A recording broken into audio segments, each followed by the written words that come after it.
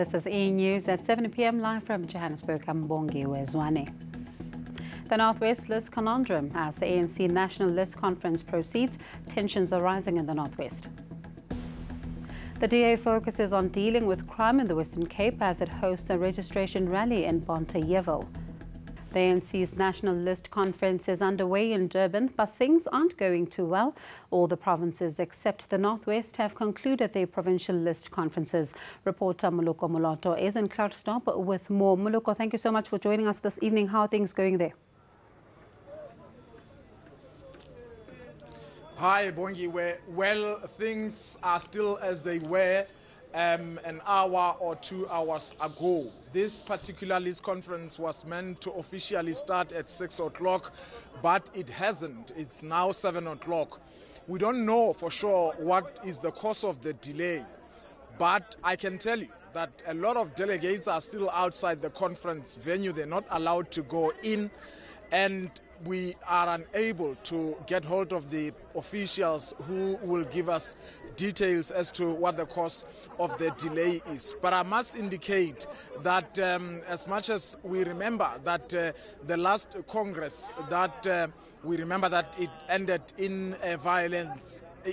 Some of the delegates were even stabbed. There was blood on the floor. This time around, as much as the preferences are there, the delegates are indicating who they support. Some of them were openly supporting Supra Mahumapelo. Others were saying that they also want to bring him back. Of course, others were saying Cyril Ramaphosa singing songs that were in support of him. However, there's no indication that there would be violence at any stage. But let me bring in Paul Sebero, who is the chairperson of the South African National Civic Organization, that is SANCO, one of the alliance partners that's led by the African National Congress. Mr. Sebero, thanks very much for joining us. First and foremost, this particular provincial task team, when it was brought to the province, the intention was that it had to come and unite the province. Has it achieved that particular task? Not at all, and very regrettably so, in a sense that they seem to have lost the focus in terms of their mandate. They are highly trapped into wanting to consolidate themselves into positions to lead the organization, which is very regrettable. You would have noticed in the manner in which issues have been dealt with, processing issues without the involvement of the alliance, pronouncement of mayors without having even engaged the alliance. They seem to have forgotten that this very same government that was brought down, it is through the alliance efforts and other progressive forces in the province. It is as if like it is their time to eat. We want to want them very strongly, just as much as we dealt with issues in the past. We will not reserve our engagement aggressively, and wherever there are issues that are wrong, we will deal with them. When we dealt with the supra-led government, it was not on a personal basis. There were issues that we need to deal with, and we'll continue to deal with those issues because our interest is about ensuring that the ANC does not lose focus in terms of its mandate and ensure that all the people in the Northwest actually rally behind the African National Congress. Any person who began to be an obstacle will deal with that person to ensure that ANC survives and succeeds out of all these processes. Mr. Paul Sebero, he is the chairperson of SANCO in the Northwest Province, one of the alliance partners, clearly unhappy. And of course, going into the elections this year in the next few months, the question is, will the alliance partners be able to rally behind the African National Congress? Interesting developments indeed. Thank you for putting us in the picture there. That was Moloko Moloto. Staying with that story, the ANC NEC is currently vetting those who've made it to the top out of 400 members who will go to the National Assembly. Malusi Kikaba, Mosebenzi Zwane, Nomvula Mukonyane and Batabile Dlamini are among those who've been shortlisted. But the SACP says those who've been found wanting will not feature as MPs. Samgele Masego has more. What the list process was seeking to do was not necessarily to defy the process of democratic process of the structure. It was to endorse that particular process, but each name will still be come under that prism of integrity. The future of many ANC members of parliament and some ANC NEC members lies behind those walls of Coastlands Hotel, where the ANC is fine-tuning its national to national lists. The SACP is very clear that those who are tainted and come with baggage won't make it onto the list of the ANC to the National Assembly. But ANC Secretary General Ace Magashule says Malusi Kigaba, Batabile Dlamini, Nomvula Mukonyane and Msobenzi Zwane, amongst many who are accused of state capture, corruption and fraud, are nominated. Acting National Spokesperson Dakota Lihueti says they are fast-tracking the names as they have come from 800. They are now sitting at 400. Later on today, they will be at the top 200 members who may go to the National Assembly should the ANC win the upcoming elections overwhelmingly. The national to national list, we have concluded it so far, but it still has to go for final vetting, final cleaning by the National Executive Committee, where we'll ensure that all other issues which the guidelines dictate to us are complied with. Samkele Masego, Durban. Staying with politics, the DA has held a registration rally in Pontevedra in the Western Cape. According to the party, 600,000 new voters could be registered, as that's the number of people who have relocated to the province in the past 5 years. Nadine Theron has the details. A provincial police force and more officers are some of the promises the DA made to the Pontevedra community during a rally on Saturday. This follows a series of total shutdown protests against gangsterism and violent crime in the area in 2018. Safe communities is the bedrock of any democracy, and provinces normally only have an oversight role. We are asking for way more than that. We believe that there should be a constitutional change, and policing should actually be at a provincial level and not at a national level. You need to be delivering policing right where it hurts, where you need to manage, where you need to move in. We are under-resourced in this province, 4,500 too few policemen and women. The Equality Court ruled in December that the Western Cape's poor communities are under-resourced in terms of policing. DA leader Musi Maimane says the party is not worried that it will lose its stronghold in the Western Cape. He says former mayor and DA member Patricia de Lille's new party poses no threat. There are new parties starting all the time in South Africa. Hlaudi Motsoeneng is starting a new party. So you can literally add them to the 500 that are out there. The fact of the matter is that what do South Africans out there want? They want jobs. They want a government that will fight crime. They want to make sure there's no corruption. There's only one party that's been able to do that, as the DA, and we'll be surging ahead right throughout the country, focused on that and delivering it here. So we'll retain the Western Cape, grow in Gauteng, and govern the Northern Cape. That's our focus. The DA will be holding another voters' registration weekend on the 26th and the 27th of January. Nadine Theron, Pontevedra.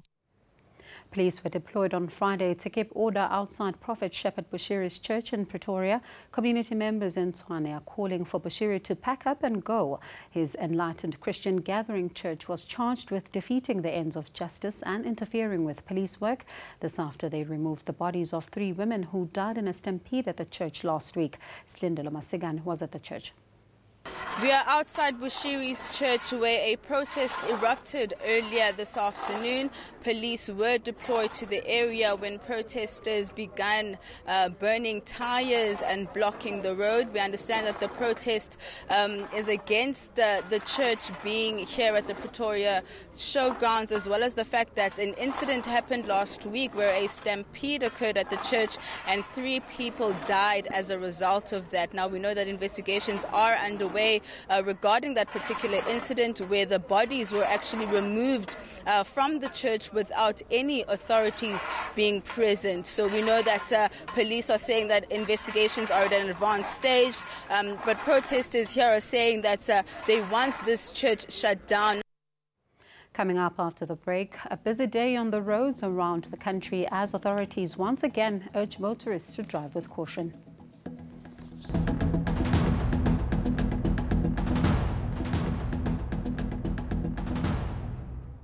Thanks for staying with us. Law enforcement authorities remain on high alert along all major highways and routes as holidaymakers head back home.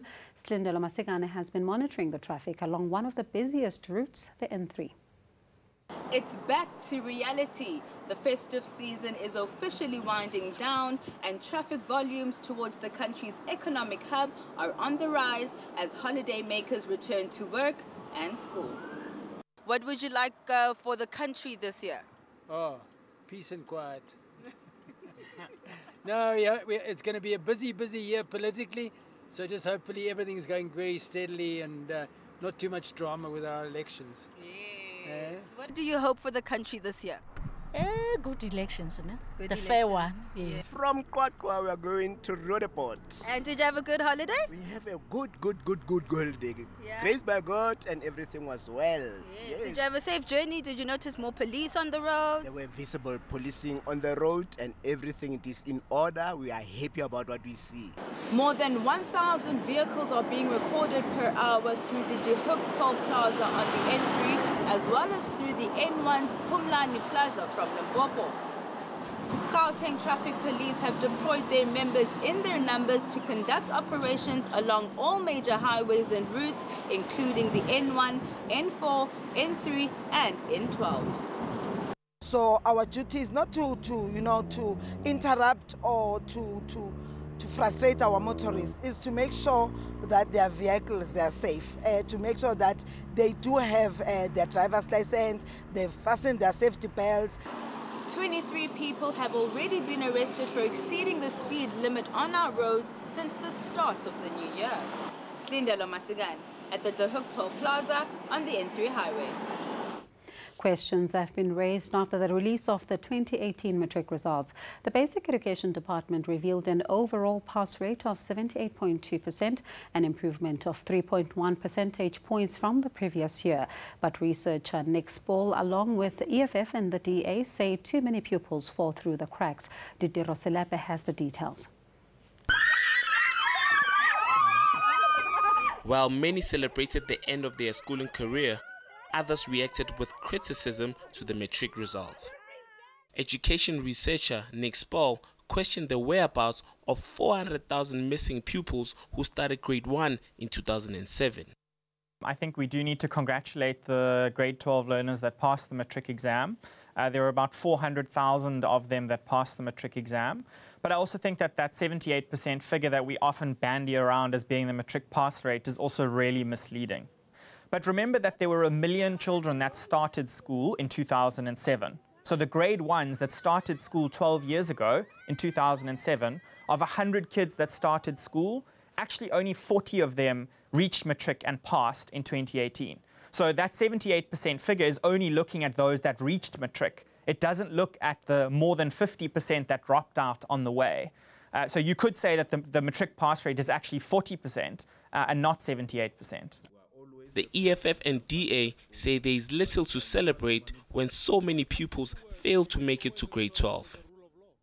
The Education Department has since taken to social media admitting that the dropout rate is concerning and it's an issue on their radar. Didi Roselepe, Johannesburg. Now for a good story coming out of Diepsloot. 8 siblings who couldn't attend school for several years will finally be joining other children as the new academic year begins on Wednesday. The Masemola siblings didn't have birth certificates until last October. Different government departments, including the Public Service and Administration Ministry, helped them get registered. Masehora Hlacha visited the Masemola family. Katlego Masemola's entire life has been set back by about 6 years, having to attend grade 3 at the age of 13. He's the 5th of 8 siblings and had never set foot in a classroom until last October, when his birth was finally registered and he went through some assessments. He and his siblings will officially start their education here at the Muzomuhle Primary School in Diepsloot on Wednesday. His older sister, Nomasonto, is almost 20 years old. She'll be going to high school this year. Nomasonto has big dreams. Now my dream is to become a lawyer. Why? Because I'm willing to work very hard for your non-fail. Since I'm pile opportunity and we are like because it only comes once. She says missing out on school for such a long time has made her appreciate education even more. How nantoka yirang handle education now na motlanting. Yeah, utloba futureless without education. And she hopes of one day taking her family out of the squalor of Diepsloot. For her father, the tragedy of not registering the births of his children is something he regrets, but appreciates the chance they've all now been given. Because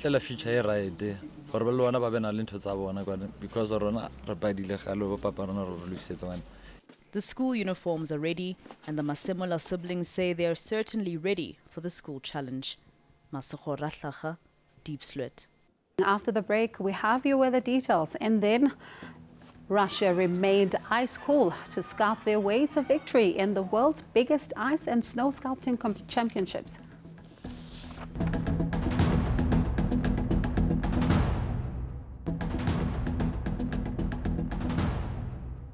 Welcome to the Weather Centre on Saturday night, where we can expect cooler weather over the eastern parts on Sunday. It's due to a ridging high, which also pushes in moisture, resulting in fog all along the eastern escarpment. It'll be quite a cloudy start to the day over the eastern part of South Africa, with the possibility of rainfall. Sunny and warm weather settles in over the western part of South Africa, and by lunchtime we'll start to see thundershowers forming over the northeastern and eastern interior. Here's a look at your countrywide weather forecast for Sunday. Still sizzling hot and dry for the Northern Cape, just shy of 40 degrees in Uppington, Calvinia, Carnarvon and Ar, all at 35 degrees, with a mostly clear day for the Western Cape with high cloud overhead, 28 degrees for Cape Town, a few highs head into the mid-30s. Over the interior, partly cloudy and dry for George at 24 degrees. Warm to hot as we head towards the Eastern Cape with some cloud overhead, 28 for Bishu, 26 as we head towards Pietermaritzburg and Durban, partly cloudy for KwaZulu-Natal with a very slight chance of rainfall. Newcastle with thundershowers at 28 degrees. Maximum temperatures will head into the middle and upper 20s for the Mpumalanga Highveld with the chance of thundershowers. You'll see rain over the eastern part of the province. Gukuza topping 30 with a bit of rain over the eastern part of Limpopo, Polokwane and Zanin at 28 with thundershowers over the western and southern parts. You'll also see thundershowers over the far eastern part of northwest. Mahikeng should remain dry and hot though at a partly cloudy 34. It'll be a dry day for the Free State, other than thundershowers for Harry Smith at 26. Bloemfontein mostly clear at 33 degrees. Gauteng can expect a maximum temperature of around 30 on Sunday, with up to a 60% chance of thundershowers. As we head into Monday, you'll see that dry and warm weather continuing over the western parts, with a partly cloudy and warm day in the south and thundershowers over the central and northeastern part of South Africa. On Tuesday, we're expecting thundershowers through to the central and eastern part of the country, with the possibility of rain and cooler weather over the southern parts. That's all from the Weather Centre. Have a great night. And finally, Russia is this year's title holder of the world's biggest ice and snow sculpting championship. The winning team clinched first prize with its icy creation of a footballer's sculpture. The annual event took place in Harbin, northern China. More than 16 teams from 12 countries participated in the contest. Teams had to transform 10 natural ice blocks carved from Harbin's Songwe River into one massive sculpture. The spectacle is known to attract thousands of tourists. The Northwest List conundrum as the ANC National List Conference proceeds, tensions are rising in the Northwest. The DA focuses on dealing with crime in the Western Cape as it hosts a registration rally in Pontyville. From me and the team, good night.